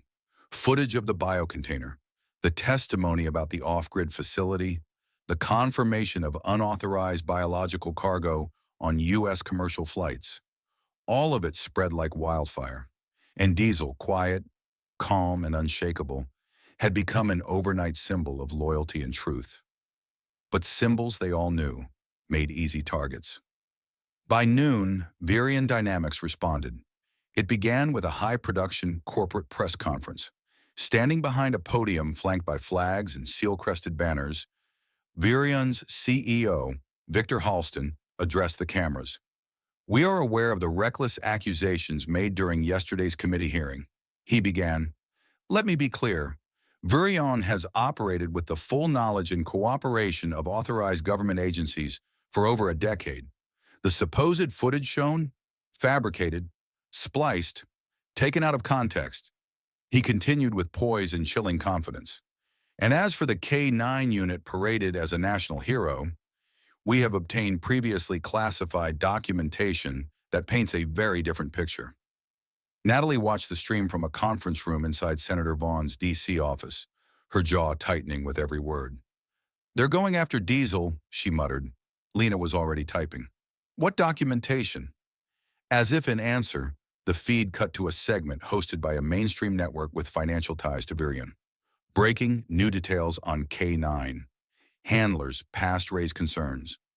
The segment displayed a file marked Redacted Internal Review, but parts had been unsealed, enough to paint a false narrative. A clipped voiceover narrated, "Sources now confirm that Diesel, the dog at the center of the Capitol Hill controversy, was once flagged during early military testing for erratic response under pressure. Records indicate a failed evaluation during a training simulation involving non-standard stimuli. In addition, his handler, Officer Daniel Hartley, was previously involved in an internal disciplinary inquiry related to non-compliance with departmental chain of command." Daniel stared at the screen from inside a nearby corridor. He said nothing. Olivia joined him, her face pale. "They're trying to rewrite your history," she said. "They're trying to make us look unstable," Daniel replied. "So nothing we testified to holds weight." Just then, Diesel barked, short and loud. He wasn't watching the screen. He was staring at the door. Lena stepped into the hallway with her tablet. "It's worse than we thought." She turned the screen to Daniel. A smear campaign had launched on social media. Dozens of accounts, mostly bots, posted identical messages. "Unstable dog, disgraced handler. Why should we believe them? National security is too important to leave in the hands of fringe conspiracy theorists and malfunctioning animals. Virayan protects America. These people just want to be famous." Daniel exhaled through clenched teeth. Then Senator Vaughn arrived. "I just got off the phone with the Director of National Security," she said. "They're considering pausing all investigation procedures. The White House is worried this is spiraling into a national embarrassment." "What about the evidence?" Lena asked. "The footage, the logs, the raid, the lab?" "It's all being reviewed," Vaughn replied, "which is political code for buried quietly." Natalie turned to Daniel. "They're building a parallel truth, one where we're the mistake and Diesel is the symptom of it. And if they make the public doubt him," Vaughn added, "then everything he uncovered becomes suspect. That's the game." But Diesel didn't look shaken. He paced, alert, steady, focused, as if he'd seen this playbook before. Daniel knelt beside him. "They don't know you like I do, and they don't know what you can still do." At that moment, Natalie's phone buzzed. She checked the message, and her eyes widened. "It's from the scientist who first flagged the adaptive shielding composite, Dr. Julian Mercer." "What does he want?" Daniel asked. "He's in hiding," she said. "But he just sent us raw lab data, blueprints, trial logs, failure reports, and something else." She showed the screen. A map, marked with 5 dots. "They're not just shipping from Maryland," she whispered. "They have 4 other labs. One of them in Arizona." Lena zoomed in. "What's in that one?" Natalie's eyes narrowed. "It's marked as a training site for host adaptation trials." Daniel looked at Diesel. "That's where we go next," he said, but Vaughn shook her head. "You won't make it through airport security now. Virian's people have eyes everywhere." "We'll find another way," Natalie said. "I'll help," Olivia added, "but we'll need a decoy, someone to distract the media storm." Daniel stood slowly. "Then give them a show." Lena's eyes lit up. "What are you thinking?" Daniel glanced down at Diesel. "We give them exactly what they're hoping for. A live press event, one where Daniel would walk Diesel out before the cameras, but not to apologize, to issue a challenge. Let the world watch. Let them judge.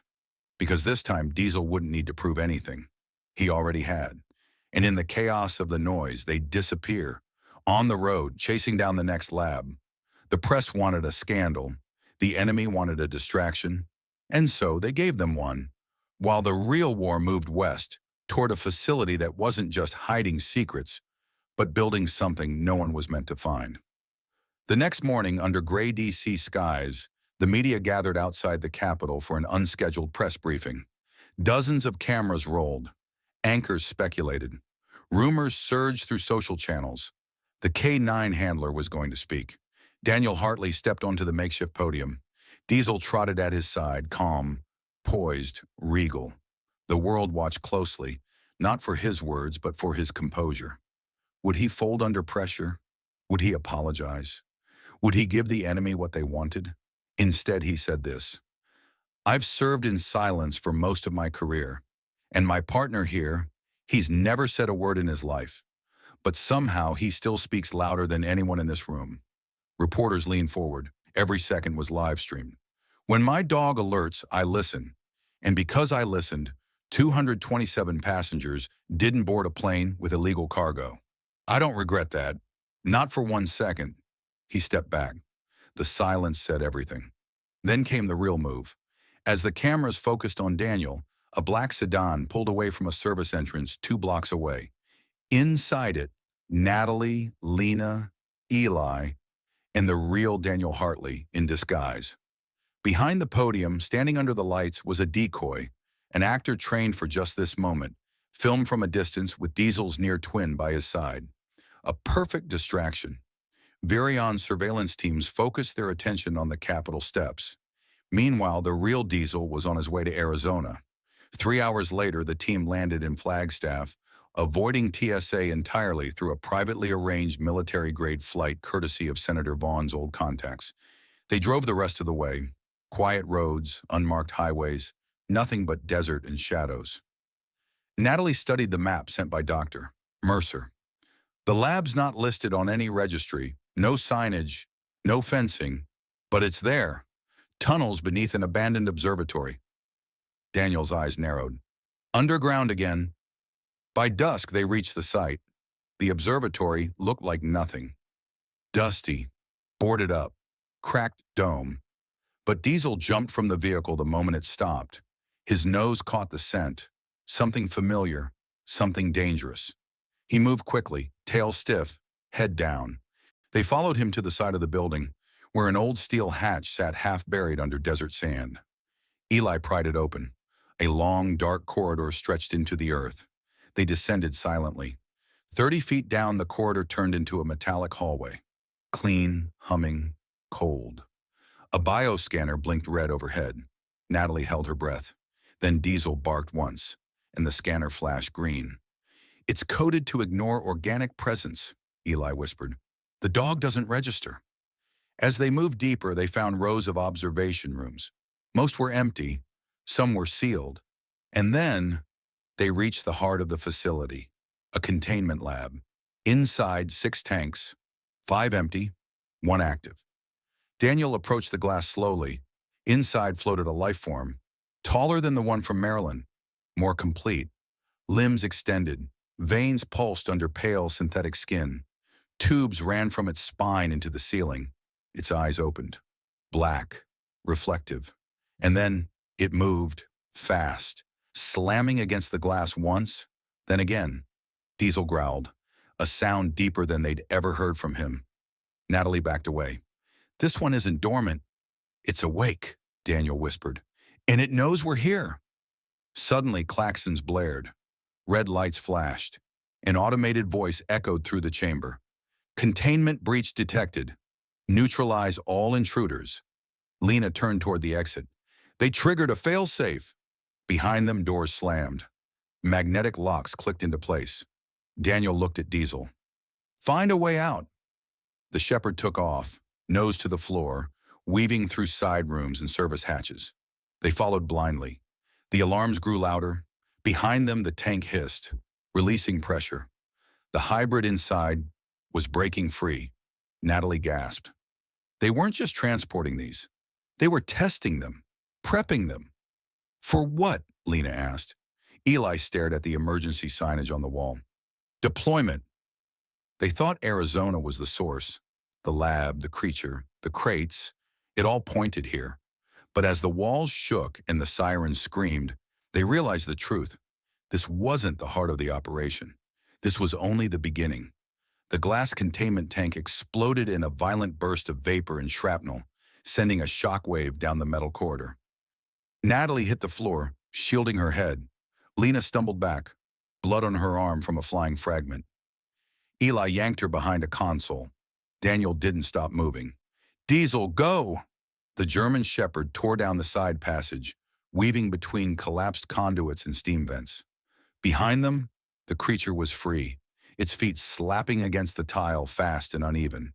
Half human, half synthetic, all menace. It let out a sound, something between a hiss and a mechanical pulse. Natalie shouted over the klaxons. Where's it going? Daniel pulled Lena up. It's not chasing, it's searching. For what? Eli yelled. For escape, Daniel said. Same as us. The team followed Diesel through a twisted maintenance tunnel, ducking under exposed piping and broken emergency lights. He led them to a lift shaft at the far end, manual override only. Lena's fingers flew over the panel. It's locked. Needs a passcode. Eli yanked out a portable scanner. I've got this. Just buy me a minute. Behind them, footsteps echoed, irregular, not human, fast. Natalie turned to Daniel. You think it knows we're not its target? Number, I think we're in its way. Diesel growled again, this time not as a warning, but a command. Eli hacked the panel. The lift doors screeched open. Go! They piled in. Diesel leapt last. The lift ascended. Slowly. Too slowly. Then came the sound. Metal groaning. The shaft shook. Something was climbing after them. Daniel drew his sidearm. Brace the top if it gets through. Before he could finish, Diesel jumped. Not out of fear, but up, toward the lift's top hatch. What's he doing? Natalie shouted. Daniel opened the hatch and saw Diesel clawing at the emergency release above the shaft. He's trying to trigger the block, Daniel realized. A manual safety, a pressure pin that would lock the shaft and drop a steel gate. But it was stuck, until Diesel bit down and pulled. The pin gave. The hatch sealed. Below them, the creature let out a howl, cut off by the slam of the gate. The lift rocketed the rest of the way up. They burst into daylight, Arizona desert, scorching sun, the observatory above still silent. They didn't wait. They ran, out of the structure, across the hard earth, to the waiting vehicle. No one spoke until they were 20 miles away. Only then did Daniel pull over, step out, and kneel beside Diesel. The dog's mouth bled slightly from the pin's metal edge, but his eyes were sharp, unbroken. You saved us again, Daniel whispered. You always do. Natalie joined them, tablet in hand. We have a bigger problem. She turned the screen to show new data, sent from Dr. Mercer. I decrypted the last layer of his files. That lab wasn't a destination. It was a staging site. A staging site for what? Lena asked. Natalie zoomed out. A logistics map. 5 dots, all connected. One lab was Maryland, the second, Arizona. The rest? She pointed to coordinates. Texas, New Mexico, Nevada. Daniel stared at the final connection. They're not just making these things, they're placing them. Like assets. Eli stepped forward. Look at the timing. Every lab was activated 30 days apart. Natalie scrolled. Which means the next one activates in 4 days. Lena swallowed. Where? Natalie tapped the screen. Nevada. Near a closed military testing zone. Designated Site 9. Daniel stood, shielding his eyes from the sun. We'll never get into a military zone. Not through the front gate, Natalie said. But Site 9 shares old infrastructure with nearby civilian power lines. If we get there first, we might get evidence before they burn it, Eli finished. Daniel looked at Diesel. He was already facing west, toward Nevada. They thought they had time. They thought exposure would slow it down. But at Site 9, the clock wasn't ticking toward discovery. It was ticking toward release. 3 days later, the Nevada desert was unforgiving. Flat, scorched, and blinding beneath the midday sun. Daniel crouched low behind a rusted-out security fence. Diesel pressed close at his knee. Behind them, Natalie and Lena scanned the horizon through scopes. Eli monitored radio frequencies from a nearby ridge. Ahead of them stood Site 9. To the average eye, it looked abandoned. Weather-worn buildings, collapsed hangars, and a crumbling perimeter wall. But as Eli's scanner lit up, the truth became clear. There's power running under the site, he whispered into the earpiece. Mainframe online. Heat signatures in 4 of the 6 buildings. They're active, Natalie said. They never decommissioned it. Just buried it, Daniel signaled. We move now. Quiet, fast. Diesel leads. They slipped through the fence, keeping to the shadows. Diesel zigzagged ahead, nose to the ground, ears twitching. Every few seconds he'd pause. alert to something only he could sense. They reached the first building, once a vehicle bay, now repurposed. Inside, rows of crates. Most were empty, a few were sealed. Lena snapped photos. Natalie found a clipboard. "Serial logs," she said. "Last shipment left yesterday. Next is scheduled in 16 hours. Daniel froze. "Where's it going?" Eli scanned the manifest. 4 locations, all domestic airports, labeled as medical refrigeration units. Natalie pulled up the shipping codes. "Same design as the Maryland and Arizona containers." "This is it," Daniel said. "This is the rollout. They're deploying them." "And not as test subjects anymore," Lena added. "As assets." The realization landed like a hammer. Each crate, if opened, could release something synthetic, something sentient, something trained. "We shut this down," Natalie said. "Right now." Eli called from the corner. "Guys, you need to see this." They followed him into a secured office. A digital wall display counted down. 15:58:43 below it, blinking red. Phase 3, Activation Protocol, National Transit Synchronization. Daniel stared.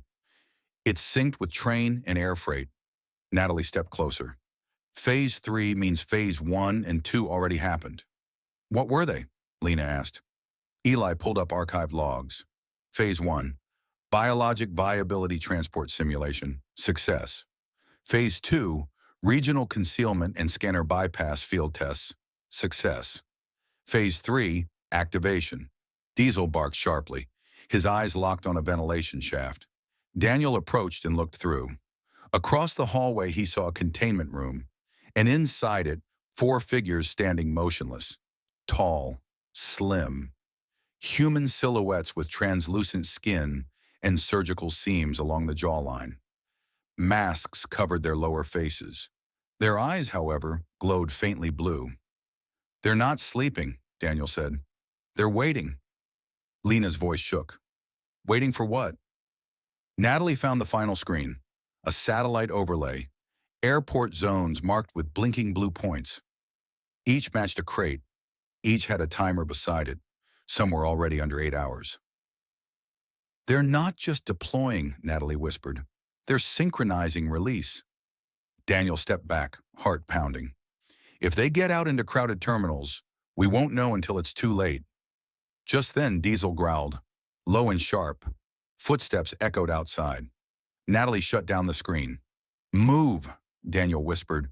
They rushed to the back, into a utility corridor. But as they reached the final door, a voice barked through a loudspeaker. "Intruders located in Sector B, intercept immediately. Use containment force."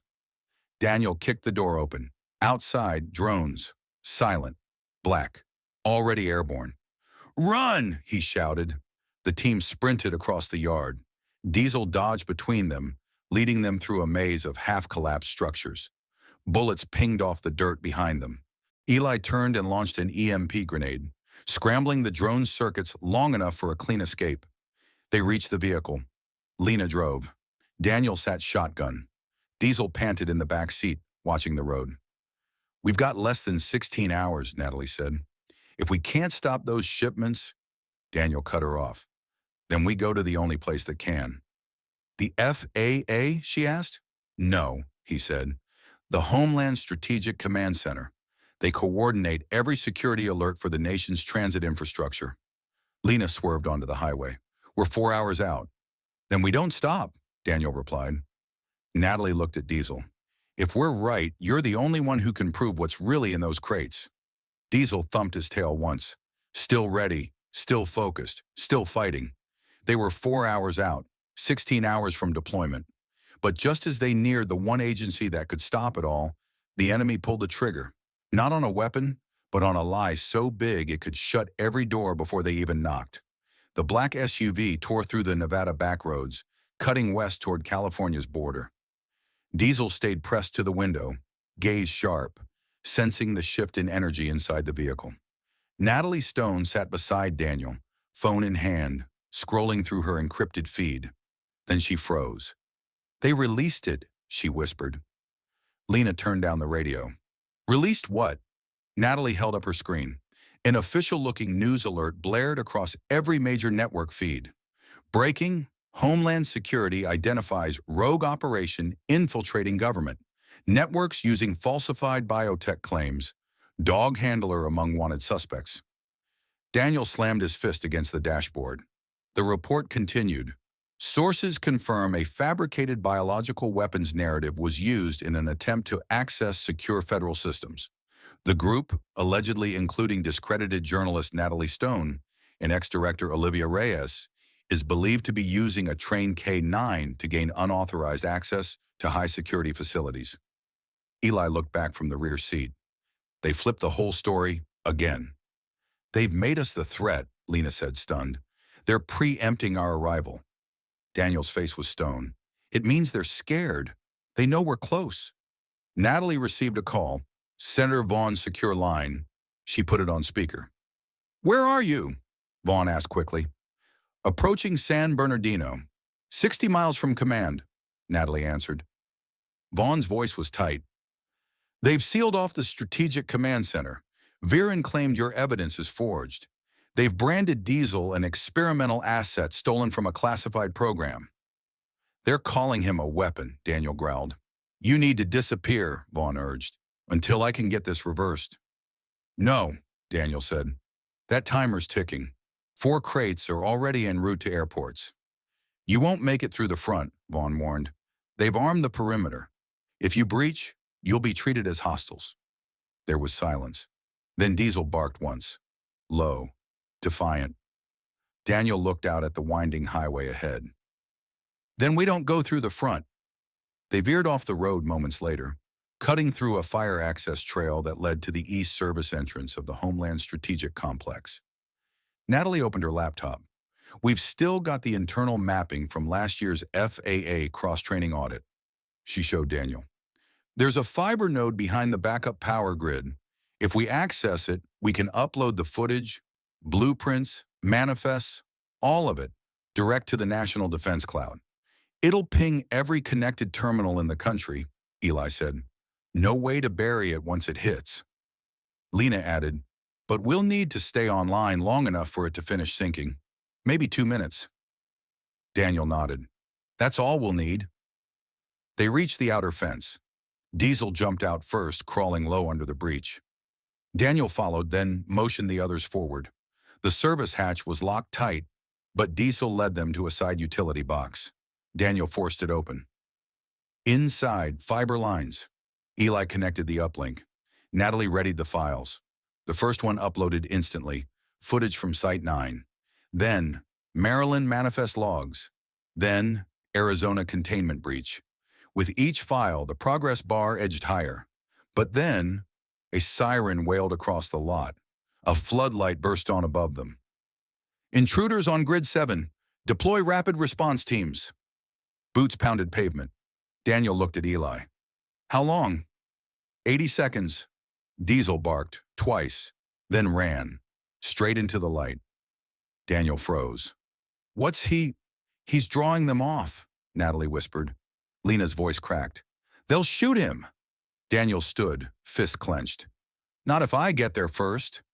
He broke from cover and ran after Diesel, into the open, into the light. "Hey!" he shouted, arms raised. 3 tactical units closed in, weapons drawn. Daniel dropped to his knees. "Don't shoot the dog," he yelled. "He's not what they say. He's the only reason any of us are still alive." The soldiers hesitated.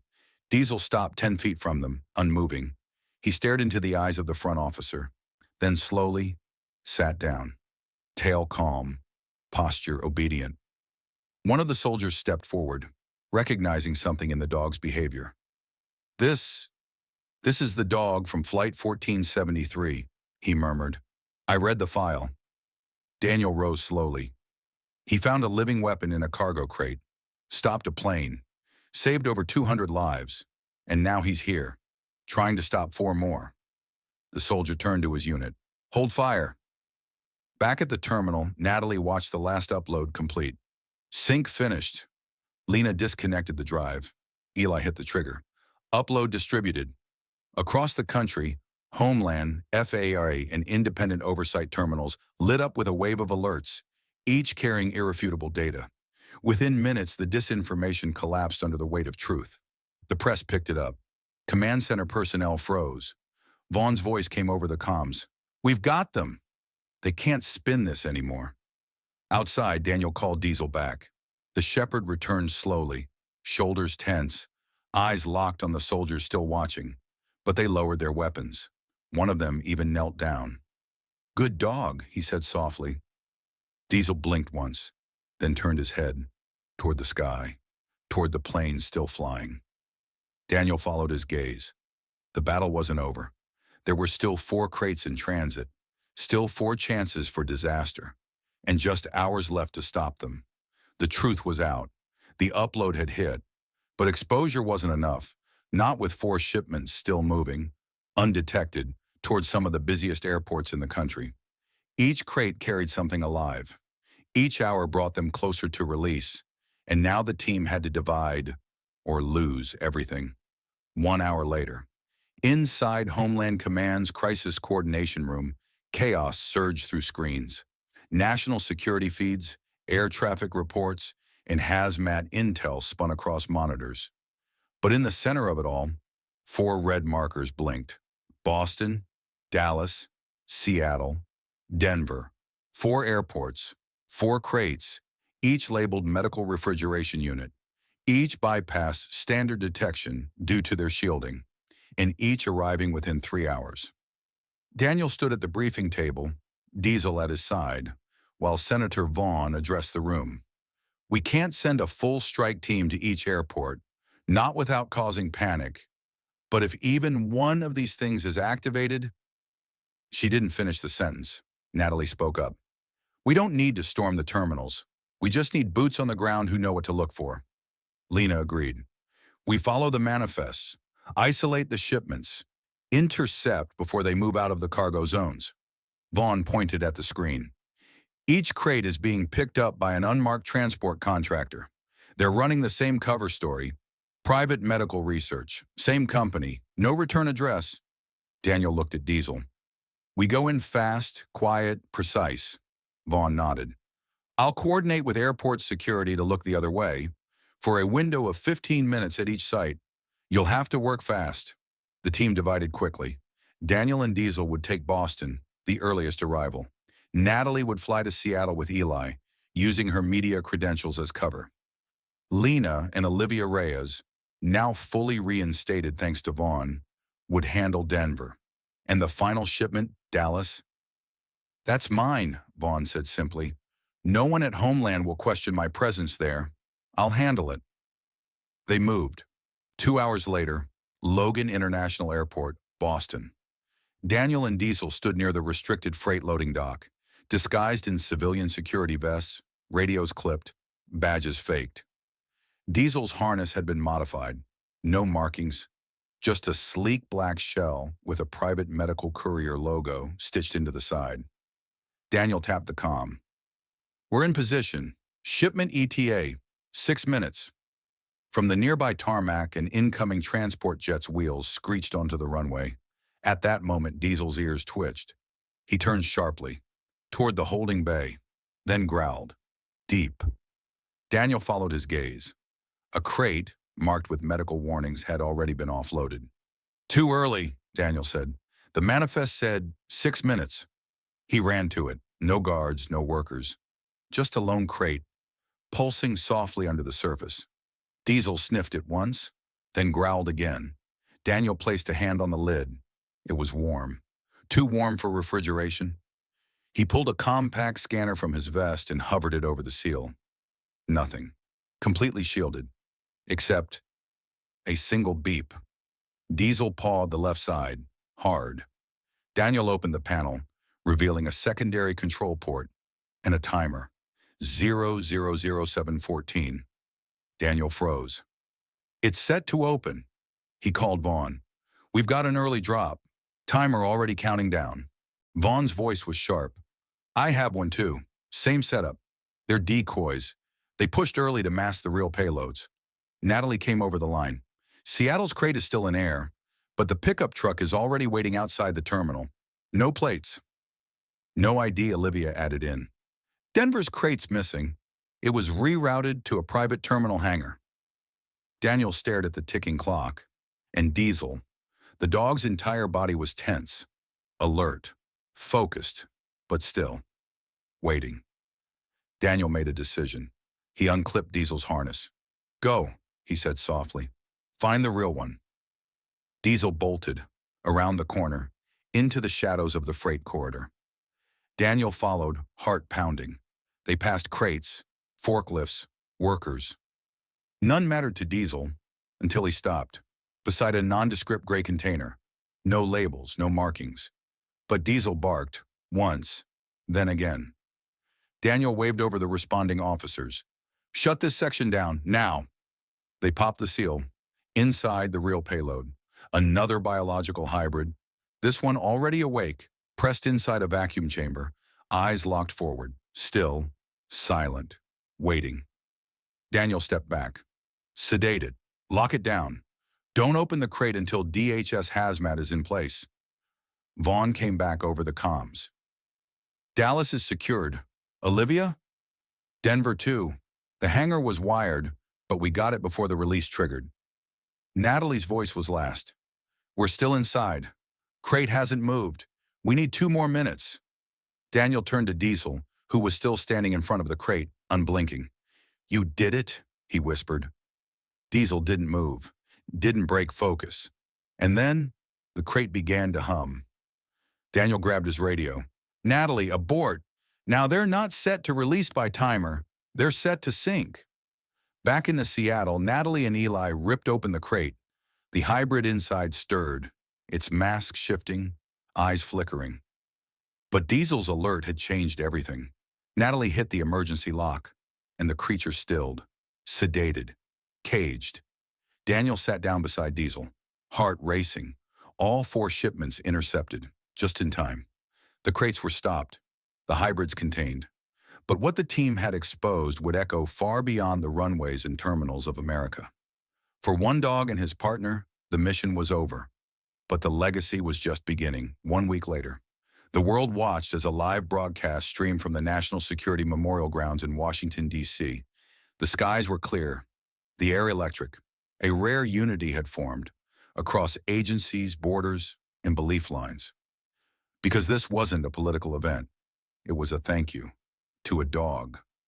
Diesel sat at the center of the open-air stage, his black harness replaced by a polished navy vest.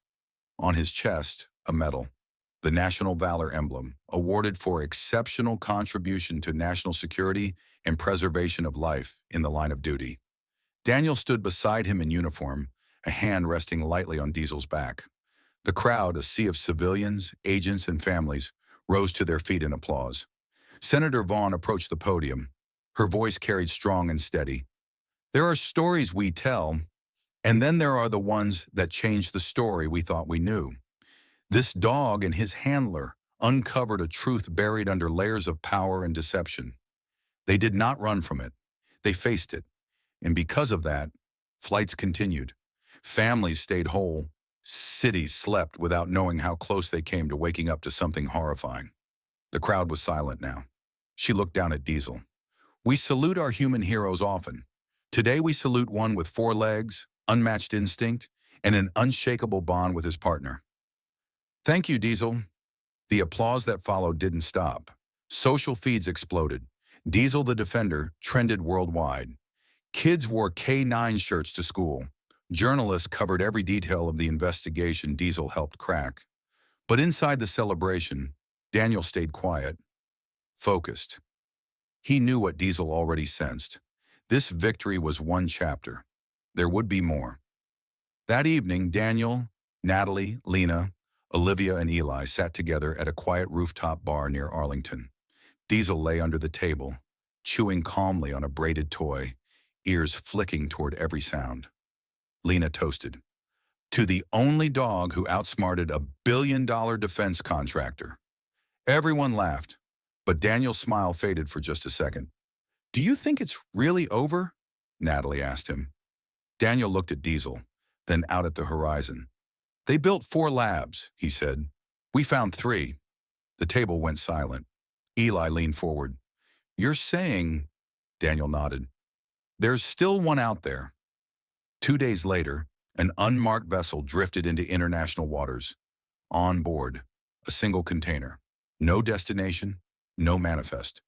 Just a biometric lock that pulsed with soft red light. Inside it, something opened its eyes. Fade-in text on black screen. This story was inspired by real-world technology and the unbreakable bond between K9 officers and their dogs. Don't forget, like this video if you believe in the power of instincts. Subscribe for more true stories that push the limits of courage. Share Diesel's story with someone who needs to believe that heroes come in all forms, even with paws. Thanks for watching. We'll see you in the next one, where the truth always finds its way out.